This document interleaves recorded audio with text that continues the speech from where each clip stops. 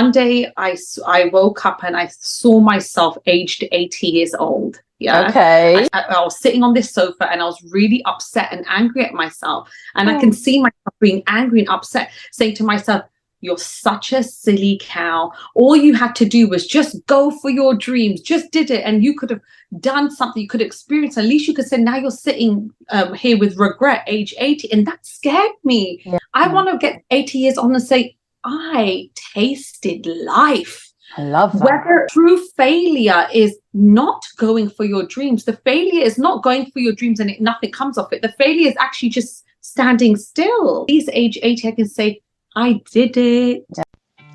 Welcome to the Brown Girl Rising podcast, where authenticity meets empowerment. I'm Urvashi, your host and your guide on this journey of elevating voices, sharing stories, and navigating the journey of resilience. So let's dive in. Hi guys, welcome to Brown Girl Rising. This is your host Ush, and I have a very special guest with me today. I have Sabrina. Sabrina started her career with doing party and event decor from small to medium-sized businesses. And she did this for 5 years. It all started with a little shop on Kensal Rise. I think that's North London. I have no idea where it is, but Sabrina will definitely tell me where that is shortly. And in the pandemic, life changed for her. She got married. She then had a pandemic pivot, as she called it herself, where her clients decided that they still needed her help with party decor and event decor. And in the pandemic, she flipped the switch a little bit and started doing full scale decor and invested heavily in decor. But the reason we've got Sabrina on this show today, it isn't because of her party giant business. It is, in fact, this newfound love, probably not so newfound, but this newfound project that she's got called the Sabrina Show. It is something that Sabrina has had in her heart's desire, in her vision since she was 9 years old. She's told me that she used to watch programs like Ricky Lake, Jerry Springer, Jeremy Kyle, and this girl has always been so inquisitive and has always wanted her show. And I can see her being the next Oprah Winfrey. So Sabrina, welcome to the show. Hey girl, I'm so excited to be here. Thank you so much for inviting me on. It's such a pleasure to be talking with you today. It feels really surreal that I'm on the other side of the spectrum today. Yeah. So I'm actually really nervous about what questions that you have, but let's do it. So I'm going to calm your nerves. We're not going to go like crazy. I'm not going to ask you what color the universe is or anything like that. We're going to just have a conversation. So the first question I ask all my guests is, what does it mean to you to be unlimited? So. Wow. What a powerful question to start off with. I think for me personally, with everything that I've gone through with my childhood trauma, for me, it's freedom of time. That's what it means for me to be limitless. It's for me to choose how I utilize my time.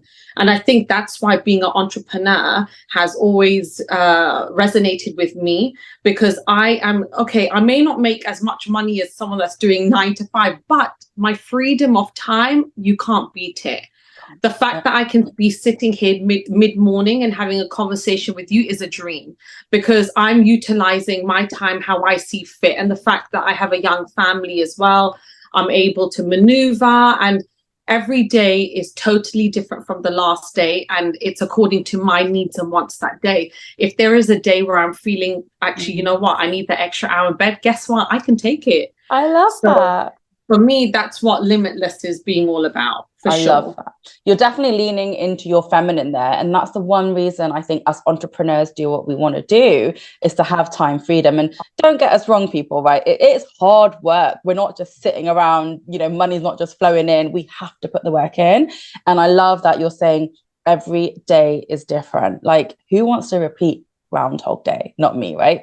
Not at all. Not at all. Not at all. All right. So let's talk about the Sabrina Show.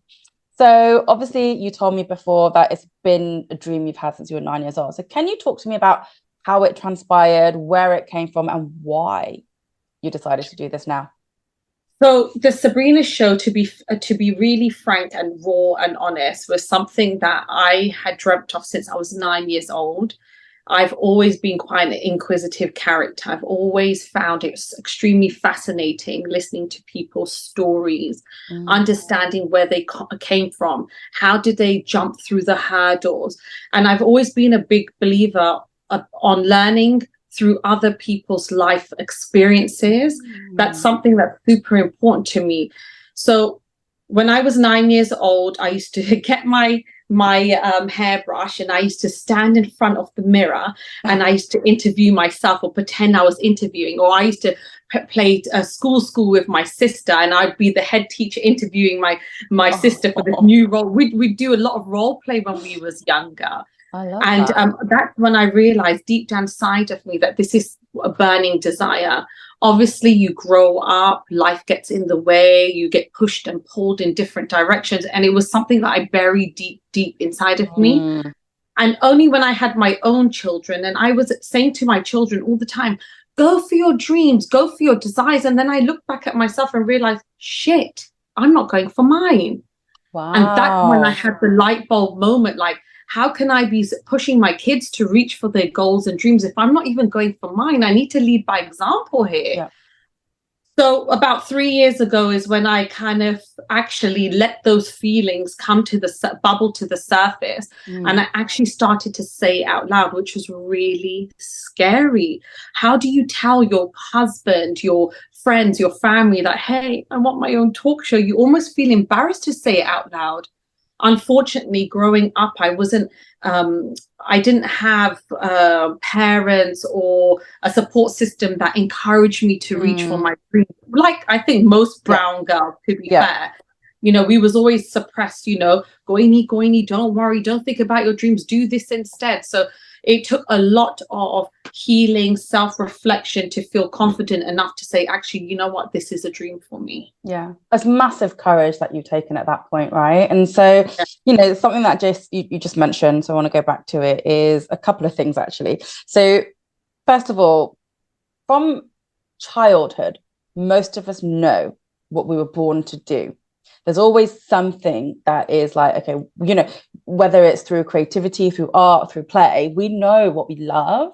And we kind of, as you said, we get suppressed through, this is the path you need to take. Lawyer, doctor, engineer is pretty much the 3 professions that four professions that Asian people take.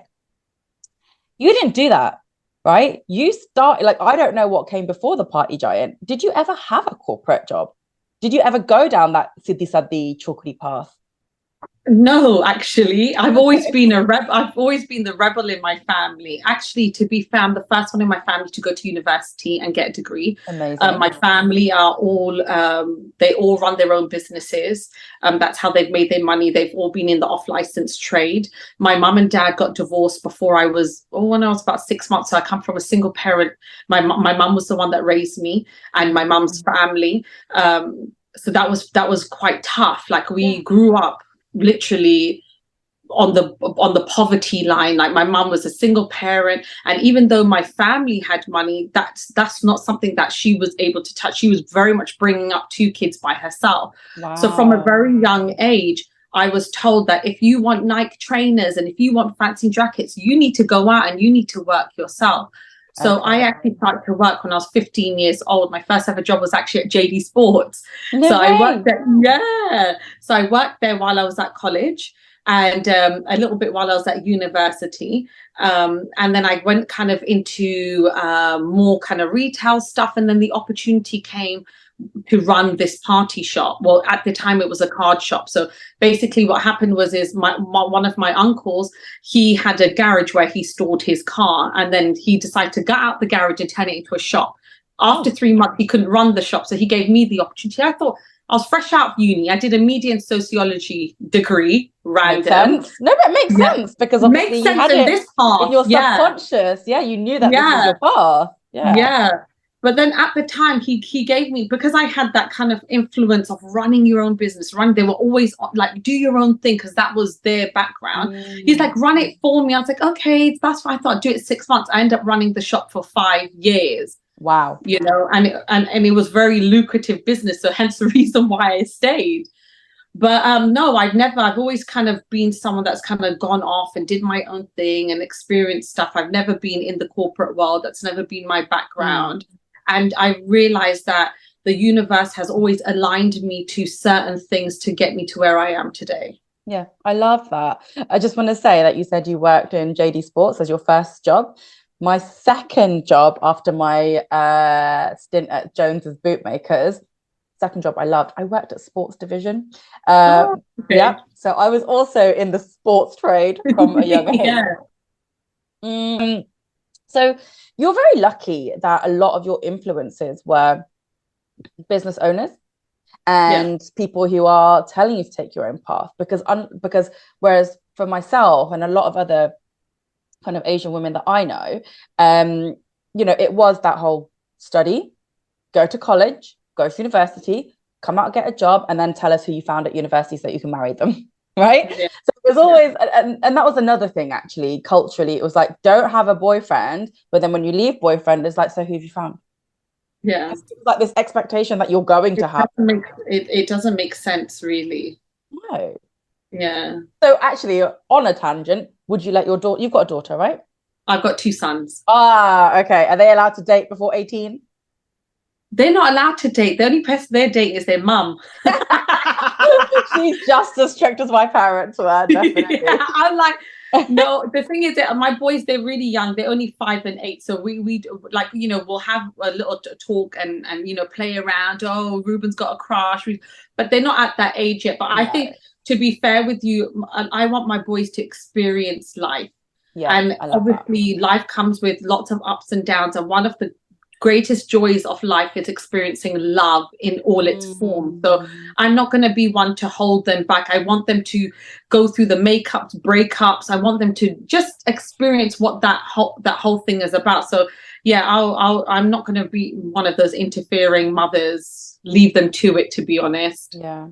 So as you were creating the Sabrina Show, were there any cultural barriers that you had to face? Honestly, no. I don't think there was any cultural barriers. I think the biggest barrier was myself. I feel like in the last 3 years, I've had to really do the work on myself. I severely suffer from imposter syndrome. Okay. I constantly feel, and many people find it weird when they talk to me because they're like, you're so confident and you're doing this and that. And I'm like, I was crying 10 minutes ago, shaking, you know, and I'm a confident person, but I do suffer from imposter syndrome. I always feel like I've never been part of big groups of friends or had like loads of support. It's always kind of been me, myself, and I, or just me and my sister. You know, we've moved around a lot. I lived in Canada for a good chunk of my life, and then I came here. So I've done lots of rebuilding, restarting, changing friends, changing schools. You know, it's been a lot of change in my life. So but that is why I felt like when I started this, I went through a big period in my life where I just genuinely felt like I was not good enough. You know, I felt like, who am I? Like, you know, why am I trying to do this talk show? Like, who do I think it is? It was me battling my inner demons. Yeah, absolutely. And even though I was surrounded by so much support from my husband, from my family, from my friends, from my followers, it was constantly me fighting with myself, like, should I really be part of this? And I feel like that was the biggest, and still is, to be fair, biggest barrier. Yeah, amazing. Yeah, so you're talking about limiting beliefs there, right? That imposter syndrome is a limiting belief. That am I good enough is a limiting belief. So tell me about how you maybe backtracked or, you know, looked at that, took a look at your limiting beliefs and decided, actually, I can break down these beliefs. I can reframe these beliefs. And how did that process work for you to have that self-belief to launch in a couple of weeks? Well, to be honest with you, it's still something I'm working on. And I think it's something I'm going to be working on forever. I think these limiting beliefs, it's not something you totally overcome. And through life experience, through putting yourself in the right communities, having the right support with you, they get better over time. But I think the biggest push for me to say, actually, you know what, I'm going to go for my dreams, is because one day I woke up and I saw myself aged 80 years old. Yeah. Okay. I I saw myself aged 80 years old, and I was sitting on this sofa, and I was really upset and angry at myself. And I can see myself being angry and upset, saying to myself, you're such a silly cow. All you had to do was just go for your dreams, just did it. And you could have done something, you could experience. At least you could say, now you're sitting here with regret, age 80. And that scared me. Yeah. And I don't want to get to 80 years old with regret. I want to get 80 years on and say, I tasted life. I love that. Whether I make anything from this, at least I can say I did it. Yeah. The true failure is not going for your dreams. The failure is not going for your dreams and nothing comes of it. The failure is actually just standing still. I'm winning right now, even if I'm taking baby steps, small steps to achieve the things that I want to achieve. At least age 80, I can say, I did it. Yeah. And God knows, today it's the Sabrina Show. In 10 years' time, it might be something else. And in another 5 years' time, might be something else. But at least I can say, you know what? Everything life threw at me, good, bad, I went for it and I gave it my all. I really tasted and experienced what life threw at me and is giving me. Yeah, you live life, right? So one of the biggest regrets of dying people isn't how much money they made, but it's not doing the things that they wanted to do, not spending enough time with the people that they loved, right? So you've done that. You've created a life where you can spend time with your children. And now you've created a life where actually you are going for your dreams, your goals, your visions. So when you do get to that 80-year-old version of yourself, you're not going to have those regrets. And yes, you're right. You can pivot at any point in time. So, I pivoted my business 2 years ago. And now I'm I pivoted my business from coaching women and realizing that they needed life coaching more than they needed fitness coaching, because coach somebody on their life, they can fix their fitness, right? So now today I'm a life coach and obviously a podcast host. But so tell us, let's talk about Sabrina Show. So obviously your kids instigated that in terms of you're telling them to go for their dreams, their goals, and you're sat there going, hang on a minute, I don't do it. So how can I prove to them you can do it, right? Yeah. So tell me, what is the Sabrina Show about?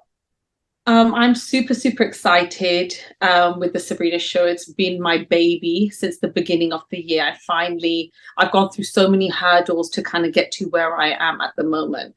But more than anything, it's a safe place where people can come and they can share their stories. And more than anything, I want it to empower and inspire people. I know we chuck these words around, but truly, like without being so cliche, that's what it's all about. It's about empowering stories. And it's not just for women. It's not just aimed at women. I've been interviewing men about a variety of different topics that they're going through. But it's basically my place to listen to other people's stories and also share my thoughts and opinions and my views and have loads of fun along the way. I'm quite a big bubbly character. So for me, yes, we're having these deep and meaningful conversations, but we're having a hell of a lot of fun along the way. And I feel like why I was so attracted to those daytime TV shows, because when I really look back, it was my 1 hour in the day to kind of let go and just kind of get lost in what's happening in other people's lives, and that's what I want. I want people to be able to tune into the YouTube show, get their cup of tea in hand or glass of wine, and they know they're going to come in, they're going to tune in, they're going to listen to great stories and have lots of laughs along the way. Amazing. So right now it's going to be available on YouTube, right?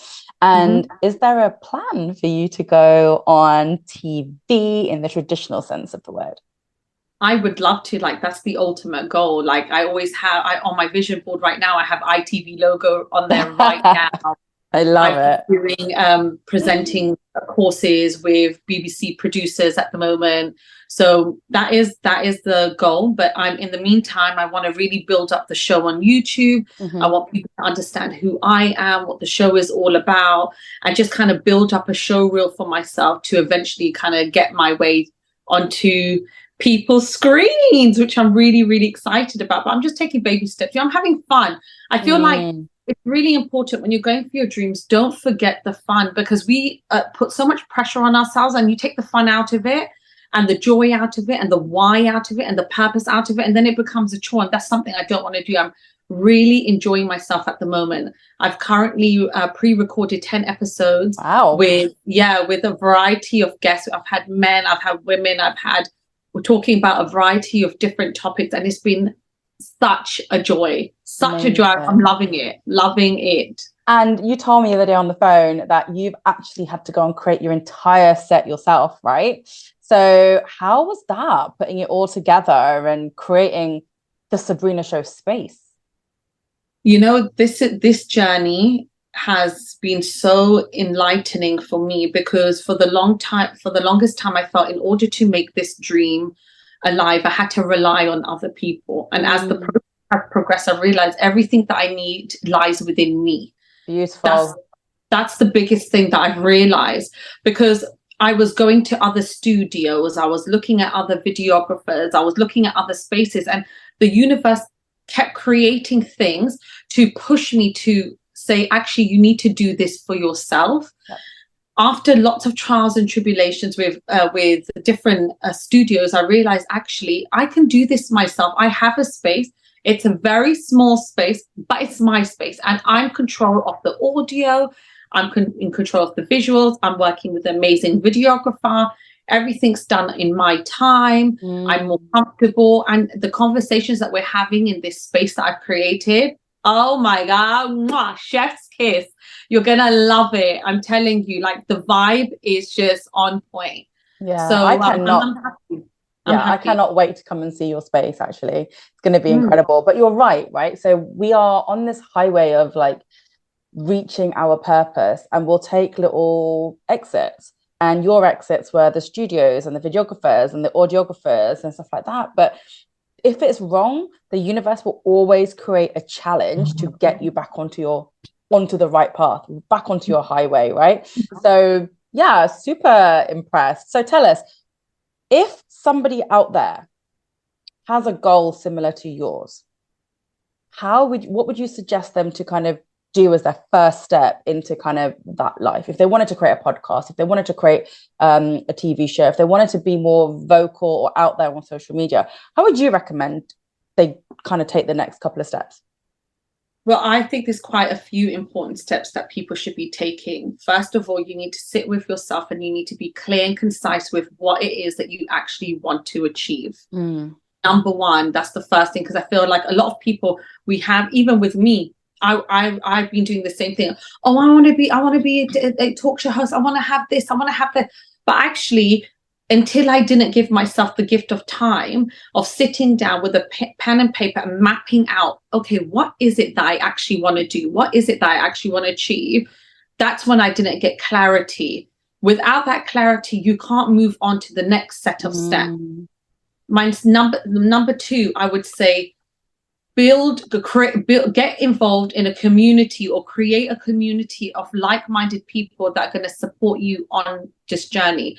There's no way I could have done half the things that I'm doing without my people, without my tribe. When I am feeling my lowest of lows, or when I feel like I can't do it, or I've forgotten my why, they're the ones that are picking me up. So surround yourself with like-minded people that are going to lift you and encourage you and empower you and inspire you. That's definitely step number two. Step number three, do it. Don't think, just do. A lot of the times I find myself, when I'm overanalyzing, overthinking, I'm actually stunting my own growth, because I'm just thinking about it. And then when you think about it, what do? Oh no, I can't. And then all the ego starts to creep in. Or what are people going to say? And how is this going to happen? So don't think, just do. Make your plan and just dive in. And honestly, I'm not going to lie, this is exactly what I've done with the Sabrina Show. It's obviously been something in the making for 3 years, but only until March this year, I said, actually, you know what? Enough's enough. I'm going to do it. I ordered my neon sign. I got a few guests together and I recorded, and that's it. I just literally dived straight in. And the beauty of pursuing your passions and your dream is it's all about learning on the job. Don't assume that you need to know everything and anything. You have to do the course. You have to spend the money. You don't. You can learn on the job, but you have to be in the right lane in order to get to your destination. So get in your lane. There you go, guys. Sabrina just said it. Get in your lane. Understand what you're after, what your vision is, what your goals are. Surround yourself with incredible people and just do it. The surround yourself with incredible people and a network can be hard, right? It can be really hard for someone to maybe go, I'm going to go to a networking event and try and meet some people that maybe aren't in my life right now. So how do you get that confidence? Because obviously you've told me previously that you have a bit of imposter syndrome going on. How do you get that confidence to go, you know, I'm going to get out of my own way and go to a networking event and meet people? The thing is I think the regret of not going and not flourishing and not expanding your horizons is far worse than the feeling of going and meeting new people. So that's something there's been times where I've let myself down because the imposter syndrome got too much and I didn't go to that networking event, but I knew what it was like to see the images, see the connections that's getting made, you know, hear about how wonderful the event was and knowing that I wasn't part of it. That was far worse than me going actually meeting people. And I feel like once you actually go and you put yourself there, it is scary to meet people, introduce yourself. A lot of women in my age group, maybe you're you know, you've just had kids, you've been out of socializing for a long time and putting yourself in there, you kind of forget who you are. Like a lot of that, when I started all of this, it was after I had my children, and for a long period of my life, a good 3-4 years after I had my kids, I lost myself. I didn't know who I was. I didn't know what my hobbies were. I didn't know. When I used to say to my husband, but why did someone ask me what you like? I didn't even know my favorite color. You lose yourself when you become a mom. Yeah. And now all of a sudden I'm supposed to be sitting in these networking groups talking about myself, and I'm like, I'm boring. Like all I do is clean up sick and watch CBeebies. What's so interesting about me? You know? Yeah, well, we definitely know what your favorite color is, Sabrina. Yes. Hey! That's exactly. And you know, you're right. You can, with these network events, there's so many out there that sometimes, you know, you can kind of build up a feeling of FOMO if you don't go there. So what I'd like to kind of add to that is actually believe in who you are and believe that you don't need to show up everywhere, because in the end you're just going to burn out, and actually take time and go, actually, you know what, the joy of missing out is sometimes really, really important, and that self-love, self-compassion, rest is just as important as getting yourself out there. Would you agree? Yeah, no, 100%. And I think also do a little bit of research on the networking events and make sure that if you want to gain a more powerful voice in your business, then make sure you're going to something that's more inclined with a business networking event. If it's something that you want to be more in touch with your soulful spiritual side, do the networking events that are going to resonate with you. That way you're in a comfortable environment already, and you're already surrounding yourself with people that are probably on the same wavelength as you. I love it. So another little tangent. Tell us, what kind of topics are you going to be covering on the Sabrina Show? Oh my God, it's such a large array.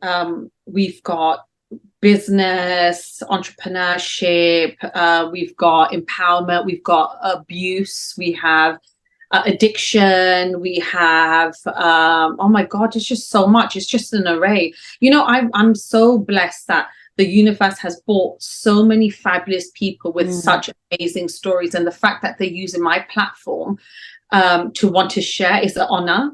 Like seriously, it's an absolute honor, because I feel like it takes massive guts to be so vulnerable and open up to the world and say to the world, hey, this is who I am. So it's very free flow. It's very much conversational style. And I feel like we start off with one topic, but we end up covering an array of things. So each episode is totally different, but I 100% believe that each episode you will learn 2 or 3 valuable things that you can implement into your own life to serve you better. And I feel like that is a great way of learning through other people's experiences. Yeah, I love it. I feel like there's going to be a lot of coaching happening on your show, like, you know, all these knowledge bombs. You're technically coaching through entertainment, right? Yeah. I love that. So tell us, when and where can we find the Sabrina Show? So please head over to join our interactive community over on Instagram. I'm very interactive over there. We're always running different polls. It's at the Sabrina Show on Instagram. I'm sure you're going to share all the details anyway. And then our first episode goes live October 25th. I'm super, super excited. That's going to be over on YouTube at the Sabrina Show. But yeah, do head over to Instagram, do follow me, because then you'll get up to date with all the details of when the first episode is going to be released. And then in between that, I have tons of Insta lives where I'm going to be connecting with different people that can't make the show. Maybe they're abroad or they're far away, so I don't want to miss out on, you know, great conversation. So hence the reason why I always say to people, do go follow the Insta, because I am quite, you know, on it with my Insta, and I make sure that we have an interactive community, and I'm still kind of building that support, which is really nice actually, because I've been surrounded with so many amazing support. And I think the difference in my journey is I've shared it from the start. I feel like a lot of people that whenever they're starting something brand new, be it a podcast, be it a YouTube show, be it whatever, you see the end glossy result. With me, it's not been like that. With me, you've seen right from the very first post or story, my vulnerabilities, and I've taken people on the journey with me, and I am inundated with such powerful messages with people saying, wow, watching you is making me go for my goals. And when I get those messages, I'm like, yeah, because that's what I want women to do. I want women to say, you know what, I don't want to be scared no more. I don't want to let fear hold me back. I want to go for my goals. I want to pursue my passions. I want to dream big, and I'm not going to be fearful of the outcome. Look, I don't know what the outcome of everything that I'm doing. In 3 years, 5 years, I might say, actually, you know what? I've been there, done it with the Sabrina Show. I want to do something else. But at least you can say you did it. Did it under your belt instead of I wish I did. I love that. I think that's super important. Sabrina coming in with all the truth bombs today. I love it. So once again, the show is launching launching on the 25th of October, you said, right? And can you just repeat your Instagram again for people who didn't quite catch it? Yes, so Instagram is _Sabrina Show. Perfect. So guys, if you are looking for Sabrina and you want to join in the fun of the Sabrina Show, then follow her on the _Sabrina Show on Instagram, and then follow her on YouTube from the 25th of October for the Sabrina Show. And I have another question for you. Who's your favorite talk show host? Oh my God. Please, girl, it has to be Ricki Lake. I love Ricki Lake. Like, she's my go-to. Like, I know people expect me to say Oprah. I love Oprah as well, but I feel like the difference between Oprah and Ricki Lake is that Oprah is deep, which I love. She's deep. She's meaningful. She's soulful. She's doing incredible things. But what I really loved about Ricki Lake is the fun factor. Like, I loved, you know, my best friend gives me a makeover, and I love, like, you know, I really felt that I could have a laugh, and I feel like I'm injecting a lot of that funness into my show. I feel like it's not just two people sitting on the couch and having a conversation, which is nothing wrong with that. I love that too, but I want to have some fun as I gain more confidence and it progresses. I want to be able to have some more fun with it. I love that. So Ricki Lake, as I told you, I actually went to the filming of Ricki Lake once in New York, 2001, just before the Twin Towers came down. That's how I remember exactly when I went to the show, because that's what happened. I was in New York 3 days before the Twin Towers came down, and I was watching Ricki Lake. It was insane. But my favorite talk show host has to be Ellen. I'll be honest with you. Ellen DeGeneres, like, she's awesome. Like, how she literally makes people happy and changes lives. I absolutely the amount of checks she's written and freebies, who wouldn't want to be in that audience? I know, I want to be in the Ellen audience when she's giving away cars and holiday homes. And TVs and all the rest of it. Yes, please. All right, Sabrina, it's been so lovely having you on Brown Girl Rising. I'm sure we will hear more from you soon, and I cannot wait to see how your story and your show grows. So thank you so much for being here. And guys, remember, you can follow us on Brown Girl Rising, browngirl.rising on Instagram, and I am Unlimited Urvashi. We have our next sister circle on the 5th of November, but prior to that, we also have a Mindful Kids event on the 27th of October. I'll put all the details in the show notes, and I will catch you next time. See ya. Thank you so much. Bye.